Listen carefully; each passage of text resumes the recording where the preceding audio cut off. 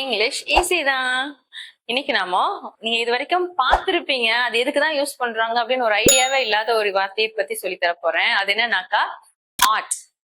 Art. இந்த ஆர்ட்ங்கிற வார்த்தை எங்க வரும் அப்படின்னு பாத்தீங்கன்னாக்கா, சோசியல் கம்பல்ஷன் ஒண்ணு நடக்கும். நீங்க ரோட்ல போனீங்கன்னாக்கா இடது பக்கமா தான் போகணும், ஒருத்தர் கல்யாணம் பண்ணிக்கணும், அம்மா அப்பா சொன்ன பேச்சு கேட்டுதான் நீங்க நடக்கணும் அப்படின்னு சொல்லிட்டு சோசியல் கம்பல்ஷன் ஒண்ணு இருக்குது. அந்த கம்பல்ஷன் பண்றனால ஒரு வேலையை பண்ண போறீங்க அப்படின்னாக்கா அப்போ ஆர்ட் யூஸ் பண்ணணும். You ought to keep left, you ought to follow monogamy. மோனோகமின்னா ஒரு உதாரணம். You ought to obey your parents. அந்த மாதிரியான சென்டென்ஸ் எல்லாம் மேக் பண்றீங்கன்னாக்கா இதுதான் இது பண்ணும்.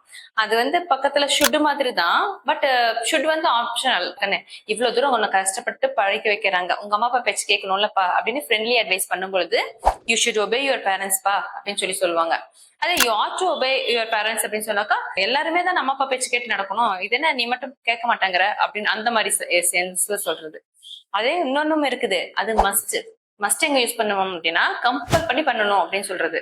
உங்களுக்கு சாய்ஸே கிடையாது அப்படிங்கிறப்போ, நீ ஒரே பையன் ஒரே பொண்ணு, நீ தான் உங்க அப்பா அம்மாவை பாத்துக்கணும், அப்போ you must take care of your parents அப்படின்னு சொன்னாக்கா உனக்கு வேற வழியே கிடையாது, நீ மட்டும் தான் பாத்துக்கணும் அப்படின்னு சொல்லி அர்த்தம்.